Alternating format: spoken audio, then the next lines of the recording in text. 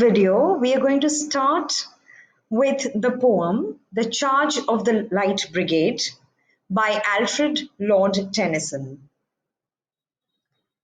So let me just give me a moment to take you through to start the slideshow. Yes. So before we go to the actual poem, let's look at the author, the poet who has written this poem. Sir Alfred Lord Tennyson was born on 6th August 1809 and he died on 6th October 1892, and he was a British poet. He got his formal education from Trinity College, Cambridge, and that was in 1827 when he sought admission to Cambridge.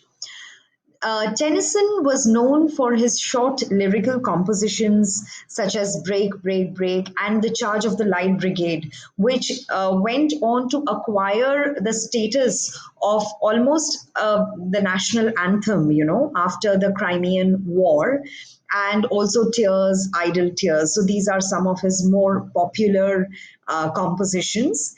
In the year 1829, Tennyson was awarded the Chancellor's Gold Medal at Cambridge for one of his very first creative pieces, which was Timbuktu. So that got him, in fact, instant acclaim, and it established his credibility as a poet. Tennyson is well known for his masterpiece In Memoriam, dedicated to his best friend Sir Arthur Hallam, who died prematurely.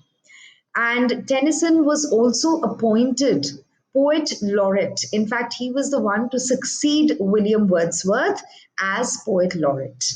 So now moving on to the context of the poem. This poem, which we are going to study, was published in the year 1855, and the poem actually describes the heroism of a brigade of British soldiers who fought in the Battle of Balaklava, in the year 1854 in the Crimean War. They were a brigade of 600 soldiers, and in fact they were given orders by their superior officer to march, to charge at the Russian troops who had surrounded them. In fact, they were surrounded by Russians on all three sides, and the Russians greatly outnumbered them. So, in fact, it was an absurd proportion. So, if these were 600 soldiers, probably the Russians were 20,000 or somewhere around that. In fact, the soldiers did not understand the orders because they were very vague and ambiguous. And it was an absurd order to tell them to march. Yet, because the orders came from their superiors, they just decided to follow the orders, and they marched literally into the jaws of death, as Tennyson also describes in the lyric that they marched onwards into the jaws of death, because obviously it was sure certain death for them. So they were defeated because the border was heavily defended and their chances of survival were minimal.